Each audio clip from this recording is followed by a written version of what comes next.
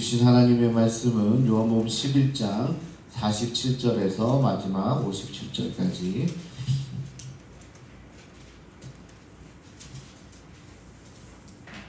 한 목소리로 같이 봉독하겠습니다. 47절에서 57절 시작.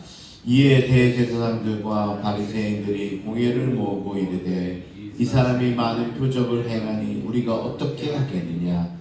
만일 그를 이대로 두면 모든 사람이 그를 믿을 것이요 그리고 로마인들이 와서 우리 땅과 민족을 빼앗아 가리라 하니 그 중에 한 사람 그의 대제사장이 가야바가 그들에게 말하되 너희가 아무것도 알지 못하는도다. 한 사람이 백성을 위하여 죽어서 온 민족이 망하지 않게 되는 것이 너희에게 유익한 줄을 생각하지 아니하는도다 하였으니 이 말은 스스로 함이 아니요 그의 대제사장이므로 예수께서 그 민족을 위하시고 또 그 민족만 위할 뿐 아니라 흩어진 하나님의 자녀를 모아 하나가 되게 하기 위하여 죽으실 것을 미리 말함이로라. 이날부터는 그들이 예수를 죽이려고 모의하니라.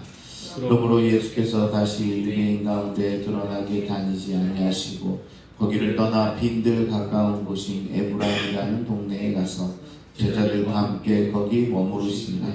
유대인의 유월절이 가까우매 많은 사람이 자기를 성결하기 위하여 유월절에 시골에서 예루살렘으로 올라갔더니 그들이 예수를 찾으며 성전에 서서 서로 말하되 너희 생각에는 어떠하냐. 그가 명절에 오지 아니하겠느냐 하니 이는 대제사장들과 바리새인들이 누구든지 예수 있는 곳을 알거든 신고하여 잡게 하라 명령하였음이로라.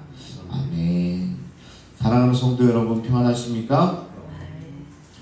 이제 우리 중요한 말씀을 전했는데 어제 눈이 또 많이 오고 그래서 많이 못 오셨는데요. 잠깐 정리를 하자면 어제 예수님께서 막힌 돌, 무덤의 돌을 치우라 그랬죠. 그랬더니 이제 마르다가 이미 나흘째 돼서 썩은 냄새가 진동할 겁니다. 이제 부패됐을 겁니다. 이제 끝났을 겁니다. 그러니까 그냥 성가시게 하지 마시고 두세요. 이런 식으로 얘기를 했죠. 그래서 예수님께서 질타를 하십니다. 내가 믿으면 영광을 보게 되지 않겠냐. 이미 내가 이야기했는데 아직도 믿지 못하느냐. 그러면서 믿는 자가 영광을 보게 되리라. 돌을 치우라고 하시죠. 자, 돌을 치우면서 아마 코를 막고 치웠는지 모르겠어요. 아마 냄새가 진동할 거니까 코를 다 싸매고 돌을 굴리는데 왜? 아무 냄새가 안 나요. 그때부터 이상한 거죠. 냄새가 안 납니다. 굴렸더니 아무 냄새도 안 나고 좀 이상한. 예수님께서 나사로야 나오라. 그랬더니 동인체로 나사로가 딱 나오게 되잖아요. 그러면서 이제 예수 믿는 자는 죽어도 살게 되는 놀라운 역사가 임하게 된다. 그 부분까지 살펴보았습니다. 자, 이 엄청난 일을 본 거죠. 여러분들만 본 게 아니라 거기 당사자뿐만 아니라 그 주변에 있던 사람들 얼마나 놀랐을까요? 그죠?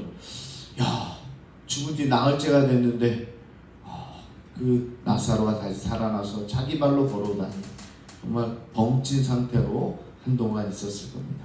자, 그렇게 예수님께서 오늘 말씀에서 이제 나사로를 살리게 되시니까 이제 극단적인 반응이 일어나죠. 한쪽에서는 과연 하나님의 아들이다. 야, 죽은 자도 살리니 하나님의 아들이다. 많은 사람들이 믿었지만 또 반면에 다른 쪽에서는 예수님을 죽이려는 모의가 진행됩니다. 참 희한하죠. 같은 반응, 같은 사건에 대해서 반응이 완전히 극과 극입니다. 야, 하나님의 아들 예수를 믿어야 된다는 사람도 있고 저 사람은 가만두면 안 되겠다.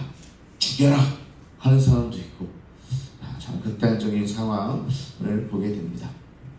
여러분, 금강석 아시죠? 금강석 안에도요 거기 금이 들어있죠. 그걸 금강석을 막 캐내러 가잖아요.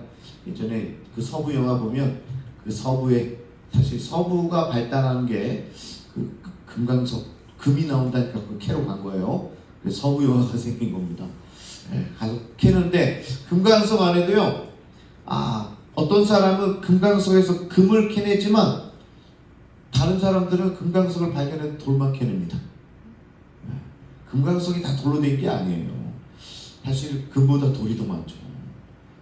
같은 하나님의 말씀을 전해도요, 그 말씀에서 금을 캐내는 사람이 있는가 하면 그 말씀을 들어도 여전히 돌만 캐내는 사람들이 있어요. 참 안타까운 일이죠. 예수님의 이 같은 기적을 보고도 예수님을 통해서 하나님께 영광을 돌리고 믿음을 갖는 사람이 있는가 하면 그것 때문에 오히려 걸림돌이 되어서 실족하여 넘어지는 사람도 있다. 말씀을 전해도요, 말씀을 받아들이고 돌아서서 참 기쁨으로 살아가는 사람이 있고요, 같은 말씀을 전했는데 이 말씀이 뭐야? 나는 못 믿어. 그리고 돌아가는 사람도 있어요. 그러니까 붕해를 하다 보면요, 붕해하잖아요. 그럼 많은 성도들이 말씀의 은혜를 받고 이렇게 뜨거워지는가 하면 또 반면에는요, 그게 뭐냐고 이렇게 이야기하는 사람도 있어요. 그래서 여러분, 금강석 안에 우리는 금을 캐는 여러분 되시기 바랍니다. 여기까지 왔는데 돌만 캐고 가고, 야 와서 보니까 아무것도 없더라, 돌밖에 없더라. 아니 금강석이 있는데 거기 돌만 캐고 가면 얼마나 억울합니까? 그래서 하나님 말씀에 정말 귀한 금과 같은 것을 캐내고 돌아가는 여러분 되길 원합니다. 그래서 이처럼 이해되지 않는 일들이 영적 세계에는 많이 있다. 자, 그래서 오늘도 그 말씀을 하고 있는 거죠.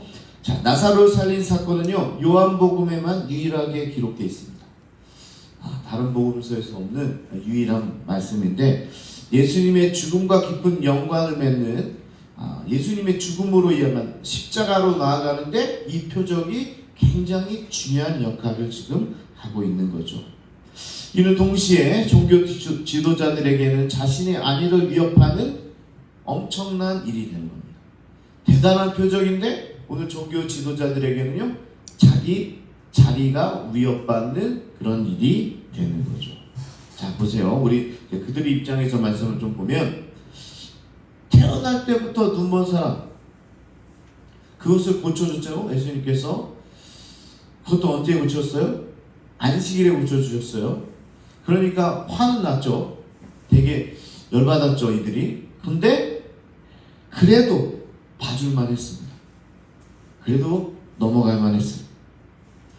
하지만 죽은 사람을 살리는 것, 그것도 수많은 사람이 보고 있는 공개석상에서 죽은 사람을 살리는 이 기적은 도저히 감당할 수가 없는 겁니다. 그렇지 않겠어요? 아니, 눈먼 사람이 뜬 것만 해도 다 하나님의 아들인가 하고 막 이렇게 하는 것만 해도 감당하기가 어려운데 죽은 사람이 살아난 거예요. 자, 혹이라도 사람들이 명절에 가까이 오고 있죠. 예루살렘에 가서 이 이야기를 퍼뜨린다면 이는 종교 지도자들에게 있어서 분명 선을 넘는 일이 될 겁니다. 나도 봤어. 예수란 자가 죽은 자를 살렸어. 우리가 이제 그를 믿어야 되지 않을까? 이런 소문이 재빠르게 이제 예루살렘에 퍼진다면 그들의 설 자리는 없어지는 거죠.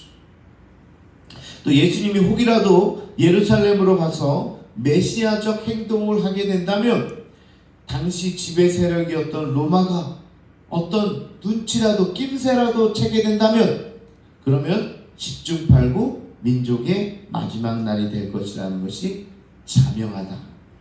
그것을 이 지도자들은 알고 있었다는 겁니다. 여러분 이해되십니까? 예수님이 가서 이들의 생각에 혁명을 일으키고 새로운 나라를 세운다고 하고 어떤 메시아 기다리고 있는 사람들이 메시아를 기다리고 있는데 어떤 메시아적 행동을 한다면 어떻게 돼요? 그러면 사람들이 동요를 하겠죠. 동요하는 순간 지금 거기를 지배하고 있는 사람들이 누굽니까? 로마 아닙니까? 그 로마가 가만히 이스라엘을 두지 않는 거죠. 이게 그냥 순서입니다. 그렇게 되는 순간 그렇게 결말이 이루어지게 돼 있어요. 그러니까 대제사장 가야바가 그렇게 이야기하는 겁니다. 한 사람이 백성을 위해서 죽어서 온 민족이 망하지 않게 되는 게 우리에게 유익하다. 굉장히 현명한 생각이죠. 자, 보세요. 이 나라를 살려야 돼요. 이 민족을 구원해야 돼요. 이 민족이 어떻게 보면 자치권을 지금 행사하고 있는 거예요. 로마가 지배는 하고 있지만 그런 상황 가운데서 한 사람 미꾸라지 같은 놈 한 놈만 죽이면 어떻게 해요? 우리 민족은 그래도 편하게 갈 수 있는 거예요. 지금 이렇게 좀 자유롭게 살아갈 수 있는 거예요. 그럼 여러분들 어떻게 하겠습니까? 어떻게 하겠습니까? 예, 걔만 없애면 되잖아요. 그러니까 이게 나쁜, 우리는 예수님 편이니까 항상 이 가야마 나쁜 놈 네가 대제사장이야? 지금 우리 욕을 하고 있지만 당시 그 지도자들이 충분히 할 수 있는 이야기라는 겁니다. 동시에 우리는요 역사를 알고 있는 사람이잖아요. 그러니까 우리 굉장히 유리한 위치에 있습니다. 우리 말씀 보면서 그 훗날에 어떻게 될 일을 다 알고 있어서 이 말씀을 보면서 유리한 위치에 있는데 우리는 알고 있어요. 40년도 못 돼서 몇 차례 사전 시도가 무산된 후에 진짜 대규모 혁명이 예루살렘에서 일어나게 되고 로마는 실제로 와서 로마가 이 성전을 파괴하고 AD 70년이죠. 우린 역사를 알잖아요. 정말 성전이 파괴되고 예루살렘은 전쟁의 참화에 휩쓸리고 유대는 박탈이 납니다. 30년도 안 돼서 그런 일이 실제로 벌어집니다. 그러니까 이 사람들 그걸 알고 있는 거예요. 그럼 이 예수를 가만히 둘 수가 없는 겁니다. 자기 나라를 지키려고 하는 거죠. 자, 그런 역사적 지금 배경이 오늘 말씀에 있다는 겁니다. 가야바는 단순히 정치적 종교적 의도에서 오늘 한 말이지만 오늘 이 요한은요 역사적으로 그것을 알고 있습니다. 요한도 알고 있어요. 지금 곧 요한도 이 예루살렘이 멸망한 것도 알고 있어요. 그런데 요한이요 지금 말씀을 이렇게 주석을 하는데 해석을 하는 거예요. 오늘 해석을 여기다 담아놨어요. 그의 발언 안에는 요한이 하는 말입니다. 가야바가 한 발언 안에는 하나님의 뜻이 담겨 있다. 이렇게 요한이 이야기하는 겁니다. 대제사장 가야바는 자기도 모르게 하나님의 뜻을 대언하고 있다. 정말 대제사장은 대제사장인가 봐요. 그게 아니죠. 사실 비웃는 거죠. 네가 정말 대제사장은 맞나 보다. 하나님의 뜻을 지금 대언하고 있네? 그 말이 맞다. 이렇게 요한이 이야기하고 있는 거죠. 지금 머리끝부터 발끝까지 냉소적인 그런 정치적 계산으로 한 이 제안마저 일종의 이게 뭐가 돼요? 예언이 되는 거죠. 대제사장의 예언이 되고 정말 예수님은 신민에게 어울리는 방식으로 처형돼서 민족을 위해 돌아가시게 됩니다. 반역자들에게 했던 거죠. 로마가요 반역자들 그리고 로마를 어떻게 보면 반대하는 사람들에게만 십자가 처형을 했어요. 근데 예수님의 제목은요 십자가 처형할 제목이 아닙니다. 예수님 그렇게 죽일 수 있는 죄가 아니에요. 유대인의 왕이 근데 예수를 십자가에 처형했다는 건요 오늘 이 예언을 이루게 된다는 겁니다. 가야바가요 대단한 예언을 하게 된 거다. 이 요한이 사실 어떻게 보면 비꼬면서 하는 그런 이야기죠. 자, 하지만 이 죽음은 유대 민족만을 위한 것이 아니라 한 민족만을 위한 것이 아니라 훨씬 더 큰 무리를 위한 것이 될 것이고 지구상 어디에 있든 모든 하나님의 자녀들을 위한 죽음이 될 것이다. 가야바는 자기 민족만 생각했는데 그래 맞아. 하나님께서 이 예수를 죽일 텐데 십자가에 내어놓을 텐데 근데 이 죽음은 모든 민족을 살리는 길이 될 것이다. 자, 오늘 이 모습, 이 지금 장면을 저는 한편의 영화로 보고 싶은데요. 이 두 장면이 오버랩되는 거죠. 합법적인 살인을 꿈꾸면서 노심초사하는 정치 그런 지도자들과 그것을 신적인 예언으로 해석하는 요한. 한쪽은 예수님의 소명의식을 이야기하는 거고 다른 한쪽은 지도자들의 우려와 정치적 계산이 만나고 있는 장면을 지금 그리고 있다. 이게 지금 오버랩 되고 있다는 겁니다. 그럼 와중에서요 시간도 정확하게 맞아 들어갑니다. 시간이 어떤 시간이죠? 때가 이 6월절이 다가오고 있어요. 6월절이 어떤 날이에요? 하나님이 약속하신 자유를 주신, 그래서 그것을 기념하여 어린 양이 죽은 그 6월절, 사실 예수님이 그 어린 양 되시는 거죠. 야, 때도 정말 너무나 잘 맞지 않습니까? 너무나 딱딱딱딱 맞아 떨어지고 있는 거죠. 자, 이렇게 보니까요, 사건 하나하나가 시타래처럼 연결되어 있고 정말 마지막으로 가고 있다는 느낌을 받습니다. 이제 유대인들의 관심은 예수님이 명절에 예루살렘으로 오겠느냐, 이거에 관심이고요. 마치 함정을 파놓듯, 그리고 그 함정을 파놓고 기다리는 맹수처럼 하나님의 아들을 죽이기 위해서 기다리고 있습니다. 이제 정말 마지막으로 가고 있는 거네요. 근데요, 주님은 그 길을 피하지 않습니다. 거기에 이제 방점이 있죠. 파놓고, 함정을 파놓고, 이 한 사람 주님으로 우리 유대가 살아야지, 이런 정치적 계산을 가지고 이제 사람들에게 다 얘기해놔서 사람들이 아마 예수가 어디에 있는지 고발해주면 아마 돈을 주기로 다 했을 거예요. 그러니까 모든 사람들이, 성전에 있는 사람들이, 야, 명절에 예수가 오지 않겠어? 이제 6월절이니까. 그래서 다 그렇게 다 독사 같은 눈으로 바라보고 있는데 예수님이 그 길을 피하지 않고 예루살렘으로 오시는 거죠. 죄가 있어서 죽임당하는 게 아닙니다. 능력이 없어서 지금 이런 일을 당하는 것도 아닙니다. 오직 인내와 순종으로 끝까지 자발적으로 예수님은 십자가의 길을 가셨습니다. 마지막 때 우리도 그럴 겁니다. 우리의 삶에 고난이 있습니다. 때로는 광야 같은 길을 걸을 겁니다. 이 길이 맞나? 내가 지금 옳은 길로 가고 있나? 그렇게 의심이 들 때도 있을 겁니다. 그러나 말씀을 믿고 끝까지 인내하며 예수님처럼 걷는 자들에게, 십자가의 길을 가는 자들에게 예수님과 함께하는 그런 은혜와 축복이 우리에게도 임할 줄로 믿습니다. 예수님이 가셨던 그 길, 오늘 우리가 가야 할 길입니다. 예수님이 가셨던 것처럼 우리 또한 십자가를 지나 부활의 소망에 인도함을 받는 여러분 모두가 되기를 축복합니다. 함께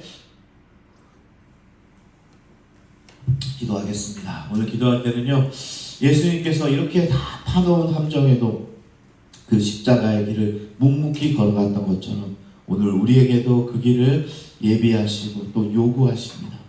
우리도 그 길을 가야 될 줄로 믿습니다. 때로는 힘들고 어려운 길이고, 때로는 이 길이 맞는지 걱정되고 두려움이 찾아오지만 우리 또한 십자가의 길을 힘있게 또 용기 있게 걸어갈 수 있도록 주여 우리를 붙들어 주옵소서. 그런 결단을 가지고 이 시간 우리 주여 한번 부르시고 통성으로 기도하겠습니다. 주여